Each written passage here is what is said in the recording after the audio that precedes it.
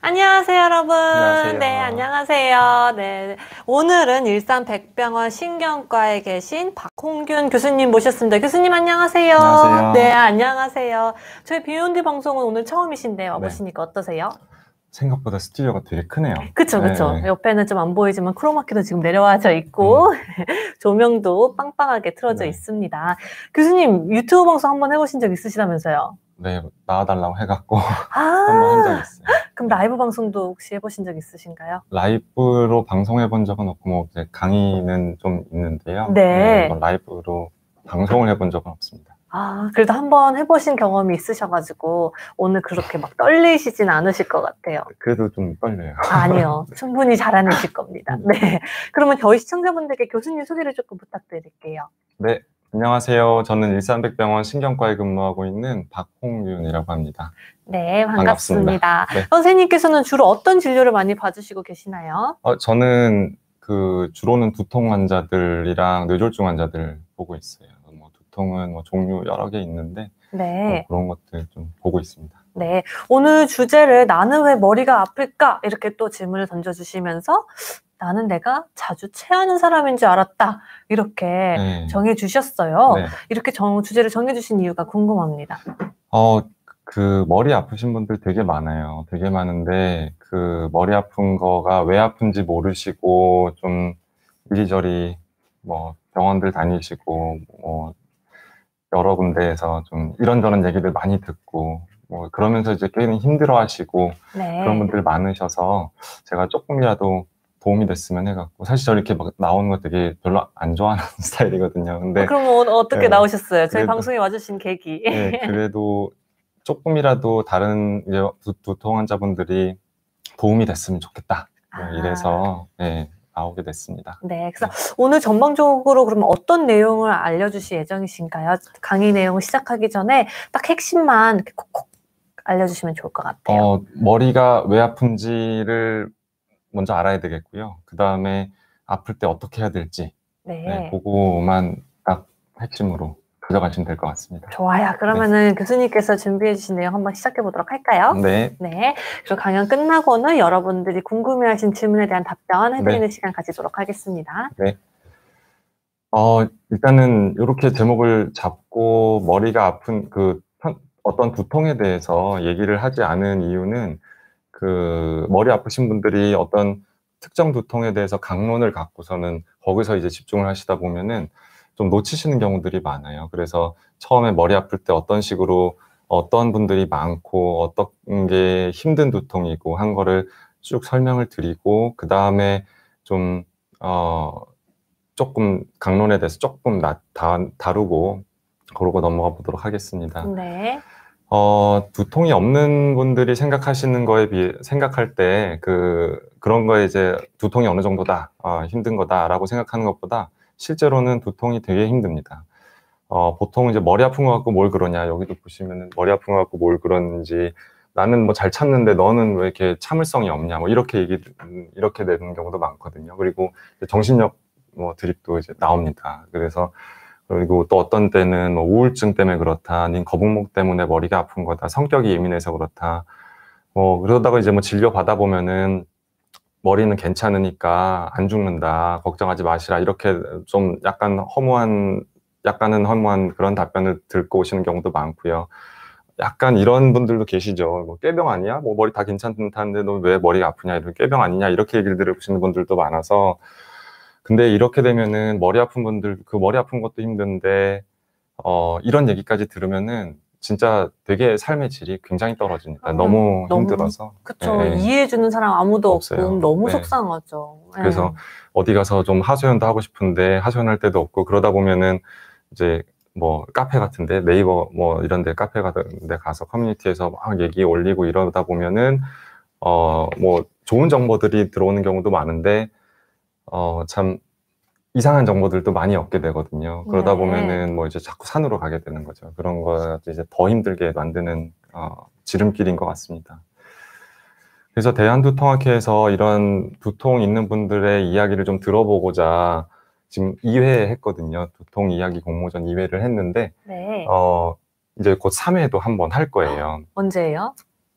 제가 날짜를 정확하게는 모르겠는데 조만간 할 겁니다. 그래서 그 두통 진료 보시는 아마 이제 광고도 한번 할 거예요. 그래서 거기다가 이제 공모를 하시면은 1등 하신 분들은 뭐 약간의 상금도 있고 약간인가요? 네, 큰가요? 제가 중요합니다. 금액은 정확히 못 봤는데 네. 그래도 쏠쏠한 도움이 되실 겁니다. 근데 이거 네. 거의 그럼 두통이 있으신 분들이 참여하실 수 있는 건가요? 그렇죠. 아니면은 뭐 가족분들 중에 뭐 있으셨는데 그 극복기라든지 이런 거를 알려주시면은 네. 좀 도움이 됩니다. 그래서 이제 많은 분들이 자기의 이야기를 이렇게 공유할 수 있는 자리가 되는데 사실 이런 거에 공모를 하신 분들을 보면은 거의 대부분이 편두통이에요. 이게 쭉 70만 원이라고 말씀해 주시네요. 괜찮네요, 네. 교수님. 그리고 뭐 선착순으로 몇 분 이렇게 하시면은 그분들은 뭐 이렇게 또 쿠폰 비슷한 것도 좀 있어요. 그래서 근데 이런 분들을 대부분 보면은 대부분이 편두통입니다. 그러니까는 그만큼 흔히들 앓으시고 힘든 두통이 편두통인데 실제로는 그 편두통이 굉장히 어떻게 보면 약간 천대받고 있어요. 정말 진단이 잘 안 되고 있고 편두통 그냥 좀 아픈 거, 한쪽 머리 아픈 거 아니야 이렇게 되는 경우가 많은데 어떻게 보면 되게 천대받고 있고 좀 진단도 잘 안 되고 그래서 더 편두통 환자분들이 힘든 그런 것 같습니다. 그래서 여기에 1등 하신 분이 얼마 전이 아니네요. 11월이네요, 벌써. 작년 11월인데 소화불량 있고 머리 아프시고 해서 7년 동안 정말 힘들게 삶의 질도 떨어지고 회사에도 좀 힘들게 다니시면서 했는데 결국에 알고 보니까 편두통이었다는 거거든요. 7년이면은 사실 평균보다 빨리 진단되신 거예요. 진짜요? 한 10년, 11년 걸리거든요. 아니 그러면 7년 동안 그냥 참으신 거예요? 뭐 참으시기도 하고 뭐 내과나 뭐 이제 같은 뭐 병원에 다니시긴 한데 정확한 어떤 진단명을 받지는 못하시는 거죠. 네. 아니 근데 소화불량이 있으면서 같이 두통도 오지 않은가요? 증상이? 그게 이제 소화불량 때문에 생기는 게 아니라 편두통이 있는 분들은 소화불량도 같이 오면서 머리가 네. 아프거든요. 맞아요, 네. 맞아요. 그러니까 네. 그래서 소화불량 있으면서 두통도 오면은 그냥 혹시 생각에 두통 때문이다 이런 생각도 혹시 해보실 수 있을 것 같은데. 네. 네. 그래서 이분 같은 경우는 굉장히 힘들게 지내셨던 거고 결국에 이제 편두통이었다라고 했는데 그 기사에 이제 달린 댓글 27개가 있는데 그 중에서 좀 추려보면은 편두통 진짜 고통스러워요. 뭐 두통 좀 있는 게 아닌데 뭐 이제 주변에서 잘 모르면 이해받기 어렵죠. 이렇게 이해를 해주지 않으면 정말 힘듭니다. 그리고 호르몬 주기가 이걸로 해주세요. 그럴까요? 네. 호르몬 주기가 바뀌어도 두통이 심해요. 이렇게 얘기를 하시는데 이것도 실제로 그렇습니다. 이게 호르몬이 변화하는 거에 따라서 두통이 더 심해지기도 하고 좀 좋아지기도 하고 이러거든요. 그리고 이렇게 공감해 주시는 분들도 있죠. 제 증상이랑 똑같다 이렇게 공감해 주시는 분들도 있고 머리가 아파서 꼼짝 못할 정도고 뱃멀미 하는 것 같고 어지럽고 체한 것 같고 배가 단단해지고 소 안 되고 냄새 맡아도 막 올라올 것 같고 생리통이 심해졌나 싶어서 산부인과 가고 별로 뭐 괜찮다고 얘기 듣고 자꾸 체하는 것 같아서 소화기내과 가서 내시경 받고 이석증인가 싶어서 이비인후과 가시고 눈도 막 아프고 그러니까 안과 갔다 오고 근데 이게 거의 그냥 되게 흔히 볼 수 있는 외래에서 흔히 볼 수 있는 두통외래에서 흔히 볼 수 있는 그런 분들이거든요. 이렇게 좀 힘드신 게 많고요. 다른 사람들이 볼 땐 멀쩡하니까는 뭐 머리 아픈 거 대수인가 아까 얘기 나왔죠. 꾀병처럼 보일 수 있다. 이런 것도 되게 좀 안타깝죠. 그렇죠. 그런 게 있고 또 공감하시는 분 계시죠. 그리고 소화불량과 동시에 두통 와서 맨날 소화제 먼저 먹었는데 이렇게 하시고 10년 걸렸고 병원 가도 의사들도 잘 몰라요. 사실 이게 되게 진짜 진실인 게 그 두통을 좀 자주 보는 의사라고 하더라도 편두통인지 아닌지 헷갈릴 때가 되게 많거든요. 왜요? 그 기준이 애매해서 그런가요? 기준은 아니면은... 명확한데 증상이 굉장히 다양해요. 지금 편두통은 네. 증상이 굉장히 다양해서 아주 코어라고 할 수 있는 그런 진단 기준에 맞는 분들은 한 50% 정도밖에 안 돼요. 나머지 분들은 좀 스펙트럼을 넓게 봐야지 다 걸러낼 수 있는 그렇거든요. 그래서 진단이 잘 안 되는 경우가 상당히 많습니다. 그리고 첫 번째는 진단이 안 됐는데 두 번째, 세 번째 쭉 가다가 계속 얘기를 하다 보니까 실제로 제가 좀 부끄럽긴 하지만은 처음에 일산백병원 가서 처음에 긴장형 두통이라고 진단을 하고서는 쭉 지내던 분이 한 1년 만에 오셨는데 다시 물어보고 예전 거를 다시 기록을 보니까는 편두통이더라고요. 네, 그런 경우도 종종 있거든요. 그래서 진단이 늦게 되는 경우도 상당히 많습니다. 그렇군요. 그래서 그런 댓글 이제 봤는데, 사실 요거는 이제 네이버 카페 어떤 거에 하나 이제 들어가서 여기도 좀 가릴 걸 그랬습니다. 근데 그 네이버 카페에 제가 그 두통 관련 카페예요. 근데 제가 들어가서 그냥 잠적을 하고 있고 그냥 네. 관찰만 하고 있는데, 그분들이 두통 이야기라고 해서 쭉 적어 놓으신 글들 중에서 하나를 가져와 봤습니다. 두통 때문에 아주 괴로운 삶을 살고 계시고, 소화불량 오면 꼭 두통도 같이 오고요. 생리 전에 항상 두통을 동반한 소화불량에 시달린다. 그럼 이제 월경편 두통 이렇게 생각을 할 수 있는데, 진단을 못 받으시고 되게 많이 여러 군데 많이 다니셨더라고요. 어떤 게 먼저인지는 잘 알 수가 없는데 꼭 세트로 온다라고 하시고, 왼쪽 관자놀이를 이제 처음으로 이제 한쪽이라는 얘기가 나오죠. 그만큼 이렇게 한쪽이 특징적으로 오는 게 그렇게 흔하게 있는 거는 아니거든요. 편두통이라고 네. 하더라도. 칼로 쑤시고 눈 뒤쪽은 뭐 후벼 파고 빠질 것 같이 아프고 하품이 미친 듯이 나온다. 이게 하품이 미친 듯이 나온다는 게 편두통이 생기기 조금 전에 전구 증상이라 그래서 굉장히 흔히들 나타날 수 있는 증상인데, 요거가 그냥 난 피곤해서 머리가 아프다라고 생각하고 지나갈 수 있는 그런 특징적인 증상 중에 하나입니다. 그리고 눈물과 콧물, 그리고 이렇게 나오면은 군발두통이라고 생각을 할 수가 있거든요.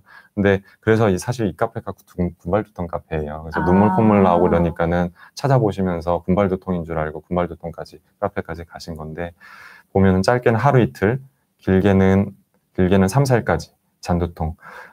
요렇게 보면은 군발두통은 보통 이렇게 짧게 안 오고요. 한 달 정도 동안 거의 매일 뭐 이틀에 한 번 혹은 매일 계속 한 달 정도 동안, 그리고 한 번 올 때 한 시간, 1시간 반 정도. 그렇게 오래 와요? 네, 근데 편두통은 더 길어요. 편두통은 보통 3, 4시간 이상 오거든요. 그러니까는 군발두통 근데 강도가 훨씬 심해서 군발두통, 편두통 같이 있으신 분들은 약간 편두통이 오는 걸 약간 우습게 보시는 분들도 있어요. 원래 힘들긴 하지만. 네, 그런 정도를. 근데 이걸 보면 이제 이분은 편두통일 가능성이 상당히 높다라고 생각을 할 수가 있습니다. 네. 그리고 이게 또 생리주기 나오죠. 또 컨디션 안 좋은 날에 힘들다. 위에 보시면은 내과에 가셨는데 편두통이라고 진단을 받으셨다고 해주셨어요. 되게 진단을 잘 해주신 거예요. 저거는 진짜 잘 해주셨는데, 그 다음에 어떤 디테일들 이런 거가 조금 이제 모자랐는지 만족은 못 하시고 조금 약 드실 때 좀 구토하고 이러셨던 것 같고, 일자목 턱관절장애도 관련이 있다 그러셔갖고 들으시고 저는 해보셨는데 큰 효과는 못 보신 것 같아요. 일자목이랑 턱관절장애 있을 때도 두통은 자주 옵니다. 자주 오는데 생길 수 있고요. 근데 일자목이랑 턱관절장애에서 생기는 두통은 속 불편하지는 않아요. 그래서 일자목이 두통을 일으킬 수는 있지만 속이 불편한 두통, 생리주기와 관련된 두통의 원인은 아니다. 이렇게 생각하시면 될 것 같고요. 눈이 피로하면 두통이 온다. 이것도 편두통을 일으키는 3차 신경이 여기 이렇게 분포를 하거든요. 그러면은 거기에 이제 눈이 피로하고 약간 콧물 이런 것도 좀 날 수도 있고, 눈이 좀 뻑뻑하고 이런 것도 제일 힘들 수도 있고요. 그렇게 되고, 그 다음에 목이 뻣뻣하고 어깨가 결린 증상, 이것도 이렇게 생각하면은 보통 긴장형 두통이나 경추성 두통 이렇게 넘어가는 경우가 많은데, 실제로 편두통 환자에서 한 60%, 70%에서는 목이 뻣뻣한 게 굉장히 많이 옵니다. 그래서 실제로는 저 증상도 일자목이나 이런 것보다는 편두통이 시작되려고 할 때 나타나는 그런 목 통증인 경우라고 생각이 듭니다. 네. 그리고 고통과 싸우기 너무 힘들고 이제는 이제 삶의 질에 대한 얘기가 나옵니다. 회사에서도 너무 큰 지장이 있고요. 일하기 힘드시고 가족이랑 회사에도 민폐다. 이런 생각이 들 정도로 너무 괴롭고 삶의 질이 떨어진다. 이렇게 호소를 하셨어요. 그래서 좀 안타까운 사연이라서 제가 좀 캡처를 해와봤고, 네. 요거는 이제 와이프가 딴 데 카페에 있는 데서 캡처를 해다 보여준 건데, 체하면 머리 깨질 듯이 아픈 님들 계세요. 이렇게 오셨고, 밑에 뭐 사열을 해라, 뭘 해라, 뭐 등을 밟아라, 뭐 이런 얘기가 많이 있었는데, 그거는 뭐 이제 좀 약간 벗어난 얘기고, 그 밑에 이제 댓글 중에서 이런 공감이 있는 댓글들이 좀 있어서 좀 가져와 봤습니다. 체하면 두통이 심하다. 심하면 토해야 되고 뭐 병원 가서 주사 맞아야 된다.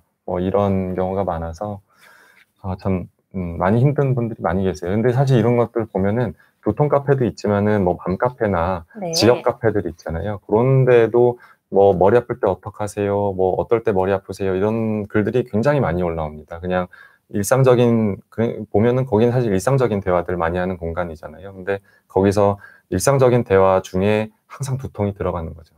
굉장히 이렇게 힘든 게 바로 이 편두통이 되겠습니다. 네, 정말 증상도 다양한 것 같아요. 네. 선생님께서 설명해 주시는 거 보면.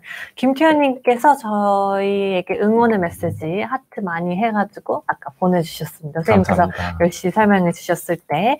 선생님, 저희가 네. 조금 빠르게 나가야 될 것 같아요. 네. 시간이 조금 없어가지고. 네. 일단 그래서 두통은 보이지 않기 때문에 더 힘든 게 있습니다. 그래서 네. 우리가 이렇게 머리 아프면 머리에 문제 있는 거 아닌가 걱정이 되는 경우가 많은데, 이거에 대해서 좀 알아볼 거고요. 흔하면서도 힘든 두통이 뭔지, 그리고 그러면 이제 결국엔 나는 어떻게 해야 되는지. 그게 가장 중요한 거죠. 그쵸. 이제. 이거가 이제 중요할 거라서 빠르게 넘어가 보도록 하겠습니다. 네.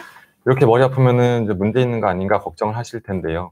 어떤 문제가 있어서 머리가 아픈 2차 두통은 뭐 종양, 뇌졸중, 뭐 감염 이런 거에 의한 두통은 2차 두통인데 그런 건 한 10% 정도밖에 안 됩니다. 10%보다 더 적어요.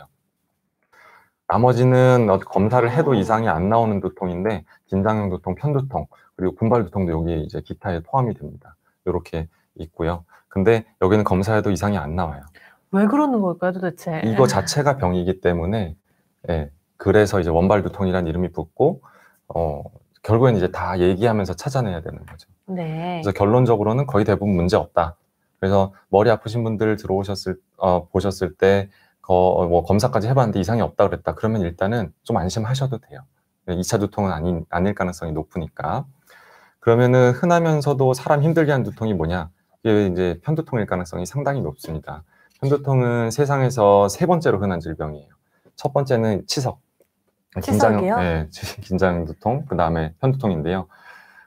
정말 많죠. 14%, 15% 정도 되거든요. 근데 이건 조금 많이 잡힌 통계일 수도 있는데 보통 봤을 때 10%에서 15% 정도까지를 봅니다. 근데 그것도 진짜 많은 거죠. 되게 많죠. 그러니까는 그냥 9명 중에 1명 정도는 되는 거니까요. 되게 많고, 두 번째로 장애가 심한 질병이에요. 그래서 또 첫 번째는 그 허리 통증입니다. 허리 통증이 엄청나게 많은 사람들이 갖고 있고 힘들죠. 그래서 되게 힘들고, 그 뇌경색, 이제 장애가 많이 남는 거 질병으로 생각할 수 있는 게 뇌경색이잖아요. 뇌경색은 이제 죽는 분들, 돌아가시는 분들 제외하고 나머지 분들 중에서 이제 랭킹을 매겨봤을 때 그분들이 장애를 앓고 힘든 날을 계산해 봤을 때 18번째예요. 그분들이 힘이 안 들다가 아니라 그분들이 그렇게 힘든데 18번째인데 편두통은 2번째라는 거죠. 그러니까 굉장히 힘든 겁니다. 그러네요, 진짜. 네, 10대 때부터 뭐 60대, 70대까지 힘든 거니까요. 네. 편두통이 굉장히 힘든 병이다라는 거고. 그리고 30, 40대 여자분들 5-6명 모이면은 그중에 1명은 편두통이 있어요.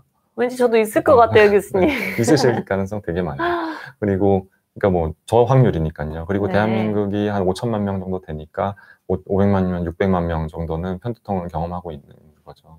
되게 많아요. 되게 많습니다. 근데 흔한 질병이고 네. 많이 힘들어하시는 네. 질병이다. 근데 진단이 안 되는 게 상당히 문제가 많이 그러니까요. 있습니다. 그것만 좀 도움이 되면 좋을 텐데, 네, 그렇죠? 그래서 좀 이렇게 부끄럽지만 나왔습니다. 네. 진료실에서 제일 흔한 두통은 편두통이에요. 우리가 제일 흔하다고 생각하는 긴장형 두통은 2번째입니다. 이 2번째 바이고요. 그 경추성 두통, 거북목에 의한 거, 뭐 눈 문제, 네. 그리고 이제 부비농 질환들 이런 게 여기에 들어갑니다. 그리고 제일 많은 게 편두통이에요. 편두통하고 긴장성 두통하고 형 두통하고 어떤 차이점이 있어요? 긴장형 두통의 진단 기준이 있긴 한데 그걸 잘 살펴보면 별로 특징이 없는 게 특징인 두통이 긴장형 두통이에요. 뭐 약간 좀 이제 머리가 전체적으로 좀 뻑적지근하고 네. 좀 이렇게 움직이고 나면은 좀 괜찮아질 정도로 그렇게 아주 심하진 않고 이런 경우가 많고요. 편두통은 이따 나중에 또 말씀드릴게요. 그래서 병원이나 의원에 오실 정도로 생각을 하시는 분들은 거의 대부분 편두통이다 라고 생각을 하시면 될 것 같습니다. 네. 편두통은 진짜 장애도 심해요. 편두통 있는 분들 모아봐갖고 보면은 한 달에 평균 12일을 편두통이거든요. 한 달에 평균 12일이면은 1년에 144일이죠. 와. 144일이면 진짜 힘든 거니까. 그러니까요. 3달 반이잖아요. 너무 힘들죠. 네. 그러니까 능률 떨어지는 게 이렇게 많고 결석하고 이런 경우도 되게 많고 불안하고 우울하고 짜증하고 분노하고 이런 경우도 되게 많은데 그 6명이나 되고요. 가족들한테 영향 미치는 경우도 상당히 많습니다. 그러니까 나뿐만 아니라 가족들, 사회적으로도 굉장히 힘이 많이 드는 두통이 바로 편두통입니다. 네, 왜냐면 아프면 아무래도 이제 그냥 나갈 수 있는 말이 조금 짜증이 섞이게 되고 그렇죠. 그러면 또 감정이 서로 상하게 되고 네, 맞아요. 맞아요. 네. 싸움의 원인이 될 수가 있잖아요. 그러니까 배우자들끼리 서로 눈치 보게 되고 그러니까요. 자제분, 자녀들이 내 눈치 보게 되고 그쵸. 네. 근데 그걸 엄마, 모습을 보는 게 아빠. 또 싫고. 그렇죠. 네. 네. 그러니까는 막 서로 감정 상하고 사이 나빠지는 제일 힘든 원인 중에 하나가 이게 아닐까 좀 그런 생각도 좀 있어요. 네. 편두통 진단 기준이 이렇게 돼 있는데 사실 이거에 대해서는 자세한 설명은 예전에 저기 정진상 교수님 3시간짜리 강의 있잖아요. 거기 보시면은 굉장히 자세하게 나와 있습니다. 그래서 그거를 좀 살펴보시면은 되게 도움이 많이 되실 건데 요약하면 한쪽 두통일 필요가 없습니다. 그리고 욱신욱신하는 박동성일 양상일 필요도 없어요. 그래서 중등도 내지 심도의 강도라 그러면 좀 몸이 좀 힘들고 그래서 좀 쉬고 싶은 그런 정도의 능률 떨어지는 이런 정도의 강도가 이 정도에 해당한다라고 생각을 하시면 되고요. 일상생활을 하기가 조금 힘들어서 조금 누워있는 게 좀 더 편하다. 네. 움직임이 좀 더 힘들다. 이런 정도로 생각을 하시면 됩니다. 그럼 요거 하나 만족하거든요. 그리고 속이 불편하고 밝은 거 시끄러운 거 좀 이게 불편해서 어둡고 조용하고 가만히 있는 게 좀 편하고 이런 두통인데 이게 다 어려워요. 그래서 이런 설문지가 예전에 한 2002년인가 이제 나왔습니다. 보면은 3개월 동안 봤을 때 난 두통 때문에 두통이 있을 때 속 불편한 게 있었다. 혹은 밝은 곳에 있을 때 좀 더 힘들어서 어두운 게 좀 편했다. 혹은 두통 때문에 일하거나 공부하거나 내 해야 할 일들에 영향이 있는 날이 적어도 하루는 있었다. 그러면 이 3개 중에 2개 이상을 만족하면 편두통 있는 분들의 80% 이상은 진단을 해낼 수가 있어요. 네. 그래서 아주 높은 확률로 편두통이 있는 분들한테서는 아주 높은 확률로 진단해낼 수 있는 거니까 요거가 있는지를 살펴보시면은 좀 도움이 되실 겁니다. 네, 지금 저희 강의 들어주시는 분께서 네. 한번 이거를 스스로에게 테스트를 한번 해보시면 좋을 것 같아요. 그렇죠? 맞아요. 그래서 네. 내가 편두통을 가지고 있는지 아니면 네. 아닌지 한번 네. 진지하게 같이 설문조사를 해보시면 좋을 것 네. 같습니다. 이게 꼭 전부는 아니에요. 그렇지만은 이게 상당히 많은 부분을 걸러낼 수가 있습니다. 네. 그리고 두통은 이제 사실 편두통이라는 게 두통이라고 이름이 붙어져 있긴 하지만 두통 외에도 다양한 증상들이 굉장히 많이 있습니다. 그러니까 머리가 아픈 거는 편두통이라는 병의 증상들 중에 하나라는 거죠. 그래서 이 두 번째 아주 심한 머리 아픈 게 있다는 거 외에도 피로하고 빛, 소리 불편하고요. 이런 게 이제 아까 진단 기준에 있었죠. 그리고 그쵸? 소화불량이 있었고요. 그거 외에도 집중 안 되고 그 다음에 뒷목 불편하고요. 기분 다운되고 잔두통이 있고요. 계속 좀 머리가 맑지 않고 묵직하고 뭐 이렇게 막 눌러놓은 것 같이 무겁고 이런 것들이 되게 많아요. 그래서 이런 다양한 증상들이 있을 수 있고 두통이라는 거는 편두통의 증상의 정말 일부다라고 생각을 하시면 될 것 같아요. 네, 저런 증상이 한꺼번에 다 같이 있나요? 아니면 그냥 일부만 같이 다 있나요? 있는 분들도 있어요. 일부만 이렇게 교집합이라고 생각하시면 돼요. 네. 아, 진짜요? 네. 다 있으시면 진짜 힘드실 것 같아요. 근데 그런 분들이 굉장히 많이 있으세요. 여기에 이제 우울증이랑 불안증, 뭐 수면장애 이런 것들 다 하나씩 달고 오시거든요. 진짜 힘들어요. 김은경님께서는 저는 항상 뒷목이 불편해요 해주셨어요. 뒷목 불편하시는데 이런 증상들도 같이 있는지를 보십시오. 특히 이런 소화불량 같은 게 같이 있는지 이걸 잘 보시면은 도움이 좀 되실 겁니다. 네. 그래서 이제 어떻게 해야 되느냐가 치료가 궁금한 거죠, 이제. 근데 치료는 제가 아주 간단하게 얘기를 했고요. 일단은 편두통이 있으시면은 내가 두통 환자임을 알고 인정하고 나는 두통 환자야 이렇게 이게 아니라 뭐 성격이 이상하거나 예민하거나 뭐 이런 그래서 내가 머리 아픈 게 아니다. 뭐 정신력이 부족해서 참지 못해서 병원에 가는 게 이런 게 아니라 내가 두통 환자이고 그렇기 때문에 치료를 받으면 내 삶의 질이 좀 올라갈 수 있다. 그런 기대를 좀 가지고 병원을 진료를 보시는 게 제일 좋으실 겁니다. 네. 근데 참으면은 아픈 시간만 늘어나요. 그냥 우리 홈쇼핑 같은 것도 해보면은 고민하면 결국엔 사잖아요. 배송 시간만 늘어나고. 교수님 그런 것도 궁금해요. 약간 살짝 두통이 있으면 네. 일반 의약품을 드시는 분들도 계시잖아요. 많죠. 그쵸. 우선 그 약부터 먼저 찾으시죠. 근데 이제 그렇죠. 그 약을 먹고 나아지면 편두통을 의심 안 해봐도 괜찮은가요? 아니요. 그러니까 편두통은 어떤 진통제든 도움이 되긴 돼요. 그래서 꼭 편두통에 맞는 약을 드셔야만 두통이 좋아지는 거는 아닌데, 네. 뭐 여러 가지 약 아무거나 드셔도 돼요. 그렇지만 다 좋아질 수는 있는데 편두통에 맞는 약제들, 그런 약을 드시면은 조금 더 빠르게 좋아지실 수가 있죠. 네. 그렇군요. 네. 네. 그래서 어쨌든 고민하지 마시고, 바로 빨리 오시는 게. 진료를 받으시는 게 제일 좋습니다. 참지 마십시오. 참는 게 미덕인 시대는 좀, 적어도 편두통 측면에서는 참는 게 미덕은 아닌 것 같아요. 일단 진료를 예약을 해 놓으십시오. 두통은 보통 신경과에서 많이들 보시고 있기 때문에 그 신경과를 예약을 하시면 되는데, 신경과 보시면은 뭐 뇌졸중 파트, 뇌전증 파트, 수면 파트, 말초신경, 뭐 운동질환 정말 되게 많죠. 많아요. 네, 되게 많아서 내과만큼 내과까지는 아니지만 그래도 분과가 되게 많거든요. 그래서 누구를 보시면 되냐면은 그 두통을 주로 이렇게, 여기 보이시나요? 두통을 앞에다가 이렇게 해놓으신 분들이 있어요. 전문 진료 분야에다가 두통을 앞에다가 이제 쭉 해놓으신 분들이 있는데, 그분들은 두통에 좀 더 관심이 많으실 가능성이 상당히 높습니다.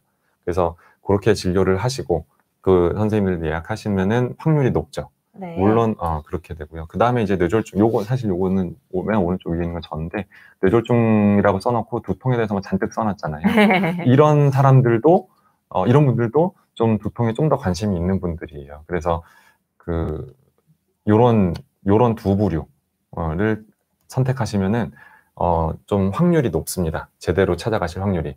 물론 이제 두통, 어지럼 이렇게 딱 두 개만 써놓으시고 진료 보시는 선생님들도 많은데, 뭐 이제 귀찮아서 안 바꾸시는 대가들도 많으세요. 그렇지만은 요런 정도로 보시면은 크게 벗어나진 않으실 거다. 그렇게 생각을 하시면 될 것 같습니다. 네, 그래서 선생님 찾아가실 때 이 점 꼭 보시고 네. 찾아가시면 좋을 것 같아요. 그리고 진료를 일단 예약해 놓으셨으면은 그 진료를 한 10분 정도 보잖아요. 뭐 사실 되게 더 짧게 보긴 하지만은 저 같은 경우는 10분, 15분, 오늘은 한 25분 보는 분도 있는데 초진후 분들은요. 근데 10분 안에 그 결론 내기가 되게 어려워요. 그래서 그 시간까지 자세히 기록해 오시면은, 그리고 또 요약을 해서 이렇게 뭉쳐서 해 오시면은 도움이 굉장히 많이 됩니다. 네. 그러니까는 유심히 관찰을 해서 기록해 오시고 요약해 오시면 도움이 많이 되고, 그 대한두통학회에서 작년에 그 두통일기 앱을 만들었어요. 그래서 여기에다가는 잘 기록을 해오시면은 도움이 많이 되실 겁니다. 그쵸. 어떻게 기록하실지 모르시는 분들은 그 점 네. 참고해 주시면 좋을 것 같아요. 네, 뭐 어떤 예측할 수 있는 증상들이 있는지, 두통이 나타날 땐 어떤 식으로 나타나는지, 네. 그리고 유발 요인이 어떤 게 있는지, 스트레스, 피로, 뭐 수면 부족, 낮잠을 잤는데 뭐 속이 불편한데 뭐 밝은 거, 이런 것들, 어떤 것들이 내가 두통의 유발 증상인지 이런 것들을 좀 잘 아실 수가 있습니다. 처음에는 잘 몰라요. 근데 기록하시다 보면은 데이터가 쌓입니다. 그리고 이게 분석란이 또 있어요. 그래서 분석 그래요? 눌러보시면은 이게 내가 어떤 거를 자주 입력했는지 통계가 또 나옵니다. 그럼 또 도움이 되겠네요. 네. 그러면 이제 그 유발 요인을 좀 피하면 좋잖아요. 그렇죠. 네. 그러면 이제 한두 번 들어오면은, 한 8번 오던 분이 한두 번, 2번 더 오면은 4분의 1이 줄어드는 거잖아요. 그러니까요. 그러니까 도움이 좀 꽤 되실 거예요. 그래서 좀 도움을 받으셨으면 하고요. 의사가 환자에게라고 이제 써놨는데, 사실 저도 편두통이 있어요. 그래서 편두통이 있는 의사가 편두통이 있는 환자분들에게 하는 얘기로 받아들여 주시면 좋겠고, 이거를 너무 큰 기대를 가지고 편두통을 접근하시면은 100% 실망하세요. 그래서 편두통을 완전히 없앨 수는 없습니다. 이거는 그냥 이미 내가 태어날 때 그 유전자에 편두통이 생길 사람으로 써 있는 거기 때문에. 진짜요? 네, 그래서 뭐 증상이 약할지 심할지 이거는 이제 알 수 없지만 그런 게 써 있는 거기 때문에 그러니까 현실적인 목표를 잡으셔야 돼요. 지금 머리 아픈 거에 한 절반 정도 떨어뜨린다, 이런 생각을 가지고 하시는 게 첫 번째 단계라고 생각을 하시면 되겠고요. 네. 지금 머리 계속 아프셨는데 지금은 30대다 그러면은 60대까지 보통 아프시고 70대까지 아프실 수도 있는데 30년, 40년을 이제 계속 왔다 갔다 하면서 아프실 거거든요. 근데 그거를 지금 조급하게 한 달, 2달 사이에 내가 이거를 두통을 없애겠다라고 마음 먹으시면은 당연히 실망하실 수밖에 없죠. 네, 되게 힘들거든요. 그게 마음이 더 힘드실 거예요. 그래서 평생 친구로 인정을, 보기 싫은 친구긴 하지만 인정을 하고 대신 가끔 보는 걸로 이렇게 하시는 것이 좋겠습니다. 가끔, 아주 가끔 만날 수 있는 방법은 예방치료들이 있어요. 먹는 약들, 이런 것들이 도움이 많이 되실 거고, 이것도 예전에 김병건 교수님이랑 뭐 문희수 교수님 굉장히 많이 이렇게 막 강의 많이 해놓으셨거든요. 그래서 그런 거 보시면은 도움이 많이 되실 거고, 사실 근데 예방치료 약들은 내가 선택할 수 있는 거는 아니잖아요. 교수님과 네, 상의해서 결정하는 거기 때문에 그렇게 잘 상의를 하시면 될 것 같고, 생활습관 조절이 상당히 중요한 겁니다. 이게 상당히 중요한데, 제일 많은 원인이 스트레스예요. 원인이라기보다는 유발 요인이. 그러니까 스트레스 안 받을 순 없잖아요. 안 받을 수 없죠. 그래서 스트레스를 관리하시는 방법이 여러 개가 있겠지만 이게 본인만의 방법을 좀 찾아내시긴 해야 돼요. 저 같은 경우는 일단 스트레스를 되게 많이 받기는 하는데 그거를 모아뒀다가 한꺼번에 스트레스를 풀려면은 사실 그게 또 스트레스예요. 맞아요. 뭐 예를 들어서 여행을 간다든지 한 달 딱 묵혀갖고선 여행을 하면은 다 짜야 되잖아요. 또 막 다 예약해야 되고 이러면은 그게 또 스트레스. 요즘에는 코로나여서 또 다 가기도 힘들고. 네. 그러니까는 그냥 스트레스를 흘려버리거나 뭐 좀 받을 때 바로 풀 수 있는 그런 본인만의 어떤 방법들을 찾아놓으시는 것이 굉장히 도움이 많이 되십니다. 선생님 방법은 뭐예요? 바로바로 그냥 푸는 거예요. 바로바로 어떻게 푸세요? 저는 근데 사실 스트레스를 최대한 안 받으려고 그래요. 그냥 흘려드려 그래요. 네, 그냥 스트레스 주는 말이 있어도 뭐 오늘 기분 나쁜가 보지. 그냥 네, 이렇게 저한테 하는 말이 아니다. 네, 그냥 이렇게 흘려버리면은 좀 편하더라고요. 그러니까 이런 투명막을 하나 이렇게 설치하면 좋을 것 같아요. 핑퐁처럼 이렇게 날아갈 수 있게. 귀에 안 들어오게. 그러니까요. 네.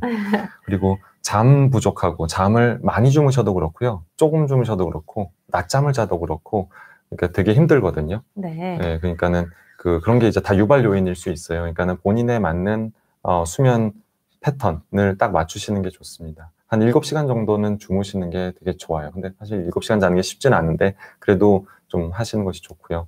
일단 만나게 되면은 약을 빨리 드셔갖고 최대한 빨리 치료를 하셔서 두통이 있는 시간을 최소한으로 하시는 것이 제일 좋습니다. 그래서 머리에 막 불이 막 여기에 붙었는데 그걸 그냥 냅두고서는 그냥 꺼지겠지 뭐 이러고서는 그냥 멀뚱멀뚱 있으실 필요가 없다는 거죠. 네. 불은 작을 때, 작을 때 끄는 게 제일 좋습니다. 그리고 2시간 이내에 불이 다 안 꺼지면은 한 번 더 약을 드셔갖고 빨리 하셔야 되는데 단 한 달에 10번 10일 이상은 넘기지 않는 것이 좋습니다. 그래서 그렇게 되면은 제일 치료하기 힘든 약물 과용 두통에 또 같이 동반되는 경우가 많거든요. 그러면 이거 진짜 힘들어요. 약물 과용 두통은 환자도 힘들고 의사도 힘들고 모두가 힘들어서 약물 과용 두통은 생기지 않도록 하는 게 제일 예방이 우선입니다. 네, 모든 병이 그렇듯이 그게 제일 중요하고요. 근데 이러면은 또 나는 15일이 머리가 아프고 20일이 아픈데 그럼 10번 나머지는 참으란 소리냐 이렇게 되는 경우가 있는데 참지 마십시오. 앞에 나왔던 예방치료 이런 것들을 통해서 어떻게든 이 안쪽으로 만드는 것이 치료의 목표가 돼야 됩니다. 네. 그렇게 생각하시면 될 것 같아요. 조금씩 줄여나가는 것도 하나의 방법이 될 수 있을 것 같아요. 그래서 제가 말씀드릴 내용은 여기까지고요. 시간이 끝났네요. 아니에요. 괜찮습니다.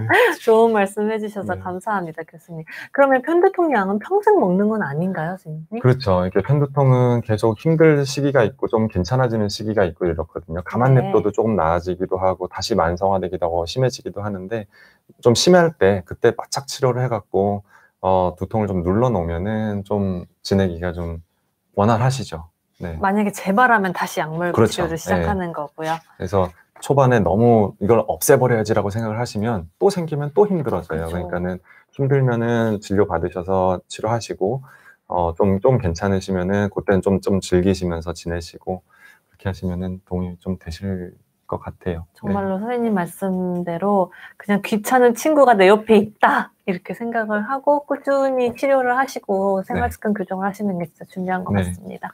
저희 질문들이 진짜 많이 올라왔는데 한 분 한 분씩 답변 드리도록 할게요. 손철희님께서는 이제 일주일에 한 번 쉬는데 왜 하필이면 꼭 쉬는 날 이렇게 두통이 오는 걸까요? 진짜? 이게 쉬는 날 두통 참 이게 되게 안타까운 거죠. 그러니까요. 쉬는 날 하필이면. 큰 원인이 2가지가 있을 것 같은데 첫 번째는 커피를 많이 드시진 않는지 혹은 적게 드시더라도 커피에 문제가 있는 경우가 있어요. 그래서 카페인 금단 두통이라 그래서 평소에 이제 보통 아침에 드시잖아요. 카페인을 쭉 드시다 보면은 그 카페인 때문에 머리가 좀 덜 아픕니다. 근데 카페인이 들어가야 되는 시간에, 근데 휴일에 안 드시게 되잖아요. 그러면은 좀 늦잠 자게 되면은 들어가야 될 시간에 카페인이 들어가지 않게 되면은 그게 두통을 유발할 수가 있어요. 그러면은 카페인을 드시면은 조금 더 반짝하게 되고 이런 경우가 있을 거고요. 두 번째는 편두통 있는 분들에서도 실제로 긴장이 풀릴 때, 그러니까 스트레스가 많이 있을 때 두통이 오는 분들도 있는데요. 스트레스가 어느 정도 있을 때는 좀 두통이 그래도 좀 괜찮다가 스트레스가 좀 완화되고 긴장이 풀리면서 두통이 맞아요. 오는 그때 경우도 오는 있어요. 경우도 네. 있어요. 실제로 저희 신경과 전문의 중에 한 분도 전문의 시험 다 끝나고 거의 마지막 문제 풀 때 어택이 팍 와갖고서는 되게 힘들었다고 그런 분들도 아, 있었거든요. 진짜요? 그래서 긴장이 풀릴 때 그럴 수도 있습니다. 그래서 말씀하신 일주일에 한 번 쉬는 날 두통이 있다 그러면은 지금 딱 드는 생각은 좀 더 자세히 여쭤보면 좋겠지만 첫 번째는 카페인, 두 번째는 긴장이 풀리면서 두통 생기는 건 아닐지. 네. 네, 그렇게 생각해 보실 수 있을 네. 것 같아요. 아무래도 오늘 밤 주인공 질문도 같은 답변을 드릴 수 있을 것 같습니다. 그쵸? 저거는 저도 그래요. 네. 일요일 저녁만 되면 출근하기 싫거든요. 그러니까요. 모든 네. 분들의 숙제인 것 같아요. 네. 정리나님께서는 제 친구는 예민한 성격의 여성인 경우 우울증 증상으로 머리에 돌 달아놓은 것 같처럼 머리가 너무 오랜 기간 동안 아픈 경우를 보셨대요. 네. 뇌 문제가 꼭 아니더라도 이제 우울증과 두통의 관계가 있는지 되게 질문 많아요. 주셨어요. 편두통이 있는 분들한테서 우울증이랑 불안증이 있는 경우 되게 많고요. 우울증이 있는 분에서도 편두통이 있는 분들 되게 많고요. 이제 같이 공유하는 그런 병이긴 하거든요. 네. 그래서 그리고 만성화돼 있을 때는 뭐 한 절반 정도 이상에서 우울증이 뭐 약하든 심하든 어쨌든 우울감이 굉장히 많이 있다. 이렇게 되어 있습니다. 그래서 저분도 편두통이 있을 가능성이 되게 많습니다. 물론 우울증 때문에 그거 머리가 아픈 거일 수도 있긴 하지만 편두통이 있는 상태에서 우울감이 더 심해지고 그럴 수도 있는 거죠. 네, 그러면 우울증 치료를 먼저 해야 될까요? 편두통 치료를 먼저 해야 될까요? 같이 하면 되게 많이 두 개 도움이 돼요. 같이요? 편두통 예방약제에도 우울증 약들이 있거든요. 그래서 그런 거를 좀 같이 쓰면은 우울감도 좀 좋아지면서 편두통도 같이 좋아지고, 네, 그런 경우 되게 많습니다. 네, 톨님께서는 이제 잠을 부족하게 자거나 너무 과하게 자면 편두통이 있는데 그럴 때마다 이제 이부프로펜을 드시고 계시대요. 그래서 한 달에 한 3-4번 정도 드시는데 약은 정말 심한 정도, 뭐 한 달에 한 번 정도만 드시고요. 치료가 혹시 필요할까요? 질문 주셨어요. 한 달에 3-4번 정도시면요. 그 이부프로펜이 잘 들으신다면 한 번 드셨을 때, 약은 한 번 드신다고요? 약은 한 그러면은, 번 드시고요. 네, 그러면은 약을 딱 드셔갖고, 한 뭐 30분, 1시간 내에 두통이 딱 사그라들어가서 내가 일상생활 하는데 문제 없으시다. 그러시면은 저렇게만 약 드셔도 될 것 같습니다. 근데 이제 두통 횟수가 늘어나고 일수가 늘어나서 한 달에 뭐 5-6번, 7-8번 이렇게 쭉쭉 늘어나는 것 같고 이부프로펜이 약발이 좀 적게 드는 것 같고 이러시면은 그때는 예방치료를 하시는 게 조금 더 편하시긴 할 겁니다. 네. 네. 파필라님은 이제 편두통이 너무 자주 오고 눈까지 너무 아파요. 이제 뒷목부터 아랫머리가 이제 혈압이 오르는 것 같은데 어떻게 해야 할까요? 질문을 주셨어요. 아까 말씀드린 대로 급성기 두통이 생기면은 최대한 빨리 약을 네. 드셔서 그걸 잡아야 되고요. 눈이 아프고 자주 오신다 그랬죠. 저 자주 온다는 거에 횟수가 어느 정도 오실지가 좀 궁금한데 뭐 한 5-6번 넘어간다, 한 7-8번 된다 그러시면은 예방치료를 같이 하시는 게 되게 좋습니다. 뒷목부터 아랫머리가 혈압이 오르는 것 같아요. 저 증상도 아까 말씀드렸던 편두통에서의 뒷목 통증인 경우 일 가능성 상당히 높거든요. 네. 네. 편두통이라고 하셨으니까 아마 편두통 진단도 받으셨을 것 같고. 그렇죠. 라댕님께서는 이제 두통약을 먹으면 편두통이 더 심해지는 경우도 있나요? 편두통 약 중에 일부 분들에서는 편두통 약을 딱 급성기 때 먹었더니 두통이 더 심하게 오는 것 같다라고 느끼시는 분들도 가끔 있어요. 그럼 그때는 어떻게 그러면 해야 이제 돼요? 맞는 약 찾아가 봐야죠.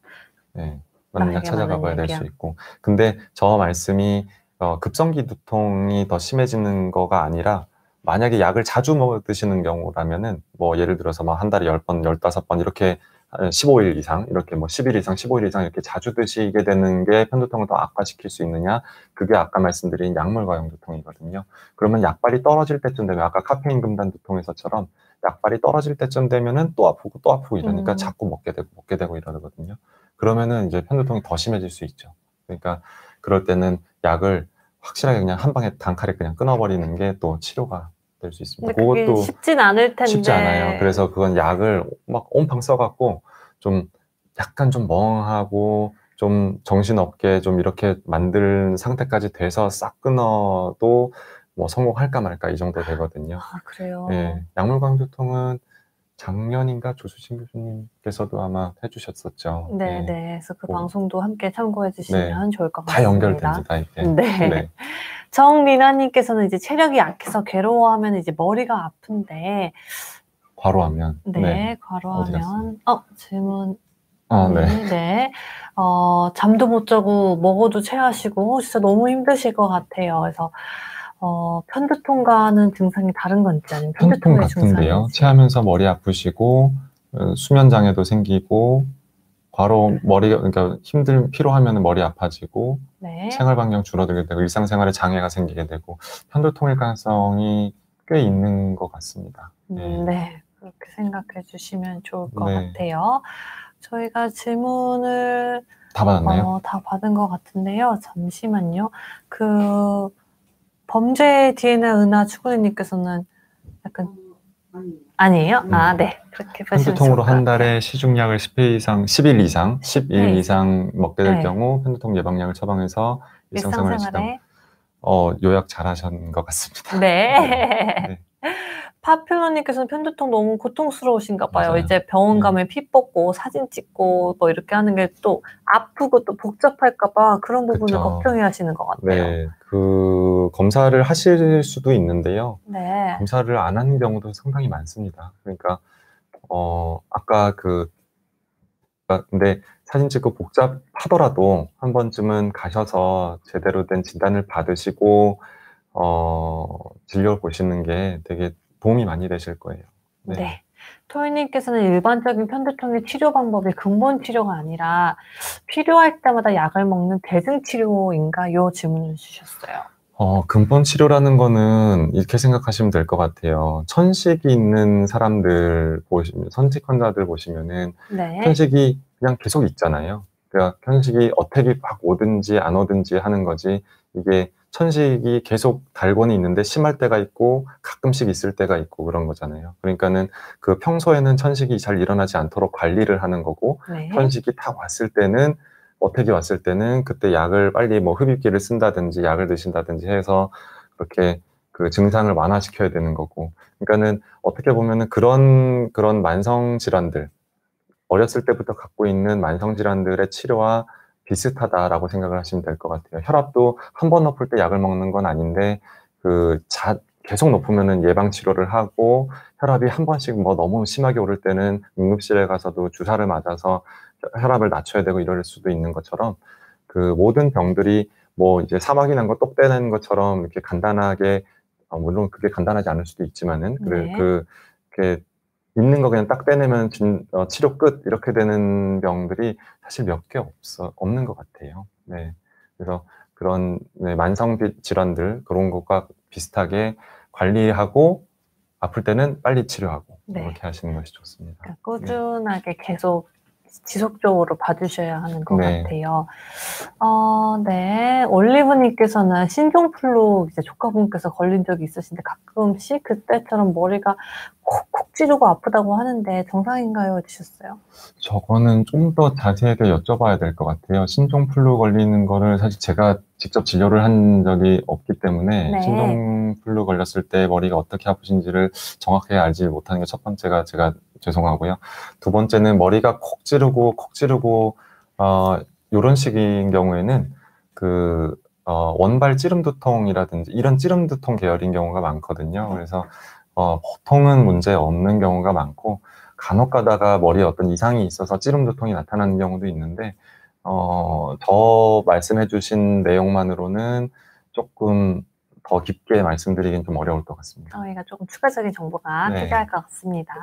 K팡님께서는 이제 지인분 중에서 햇빛이나 밝은 빛을 보면 갑자기 초점이 안 맞아가지고 이제 두통이 오고 속도 안 좋아지면서 두통약을 드셔도 이제 하루 이틀 아프다고 하시는데요.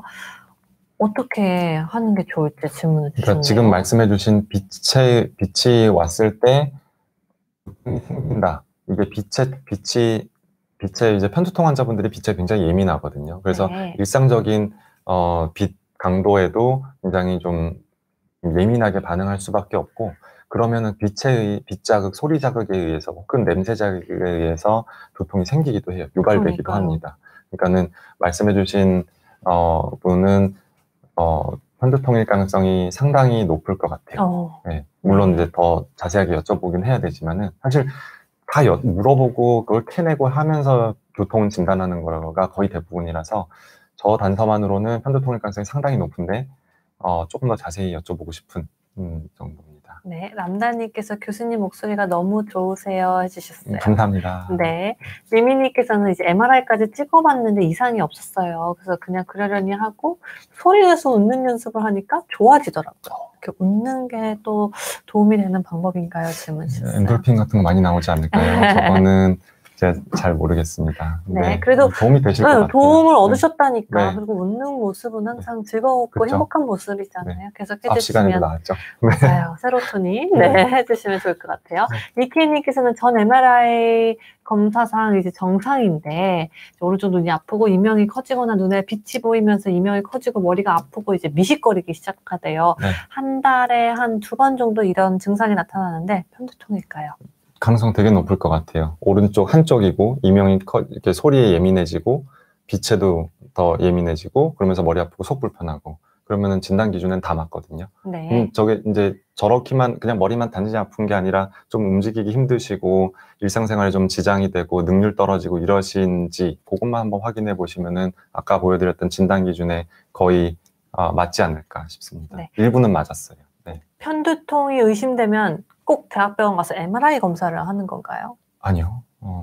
꼭 그렇진 않습니다. 네. 그럼 우선은 아까 선생님께서 말씀 주신 것처럼 이제 전문가 선생님의 상담을 통해서 정말 편두통이 맞는지 그 진단부터 먼저 시작하는 거죠. 맞아요. 네. 그래서 우리가 2차 두통 아까 보여드렸던 어떤 원인에 의해서 두통이 생긴 거일 가능성이 높다라는 그런 2차 두통의 그 리스트들이 있거든요. 체크리스트들이. 네. 그거에 해당이 되는 게 있으면은 꼭 찍자 그래요. 사실 저도 MRI를 자주 권유하는 편은 아닌데 아무리 경한 두통으로 와도 그런 리스트에 딱 들어맞는 분이다 그러면은 그냥 찍어야 됩니다. 그거는. 네, 그렇지만은 모든 사람이 MRI를 찍어야 되고 그러는 거는 아닙니다.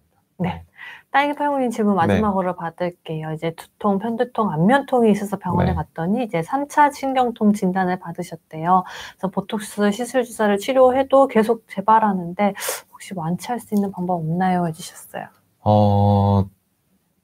두통, 편두통, 안면통, 그 3차 신경통이라고 진단을 받으셨다면은 아마 좀 이렇게 찌릿찌릿하게 오고 날카롭게 오고 한번 올 때 좀 막 쫙 몰아서 오고 좀 괜찮은 듯 하다가 다시 또 몰아오고 요런 거일 가능성이 높아 보이는데요. 네. 보톡스 치료는 사실 제가 정확하게 모르겠습니다. 3차 신경통에도 저는 그러니까 신경통에도 보톡스가 좀 효과가 있다는 그런 연구 결과들도 꽤 있긴 해서 근데 저는 제가 자주 시술을 하는 거는 아니라서 저거는 말씀드리기 조금 어려울 것 같고 시술 주사라는 거는 아마 이런 데다가 신경 차단술을 받으셨을 것 같아요.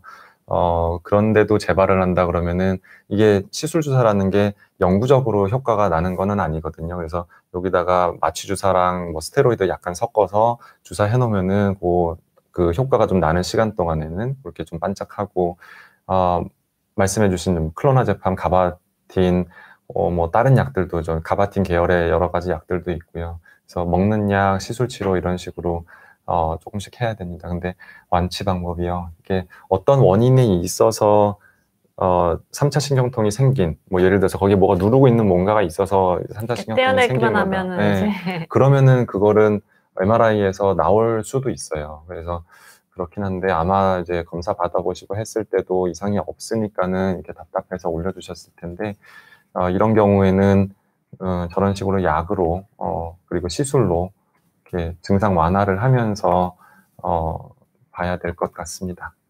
네. 그래서 오늘 저희가 모든 질문에 대한 답변도 다 드린 것 같아요. 미미님께서 이제 선생님 설명 귀에 쏙쏙 들어와요. 좋은 정보 감사드립니다. 다행입니다. 해주셨고요. 톨님께서도 이제 평소에 편두통 때문에 고생해서 질문이 많았는데 알려주셔서 감사합니다. 방송 끝나고 저녁에 다시 봐야 할 것 같아요. 해주셨는데 꼭 다시 봐주시고 댓글도 남겨주세요. 네. 그래서 오늘 이제 백병원에 계신 박홍균 교수님과 함께 주로 이제 편두통의 증상, 그리고 이제 치료는 어떻게 하는지, 이야기를 해 보았는데요. 교수님, 어떠셨어요? 1시간 방송 금방 지나갔죠? 금방 가네요, 진짜. 그쵸? 네. 정신없이 지나갔죠? 네네. 네. 오늘도 유익한 내용 해주셔서 너무너무 감사드리고요. 다음번에도 기회가 된다면 네. 좋은 말씀 많이 해주세요. 초대해 주시면은 오겠습니다. 네, 감사합니다. 함께 해주셔서 감사드리고요. 저는 7시 방송에 다시 찾아뵙도록 하겠습니다. 감사합니다. 감사합니다. 고생 많으셨습니다. 네, 고생했습니다.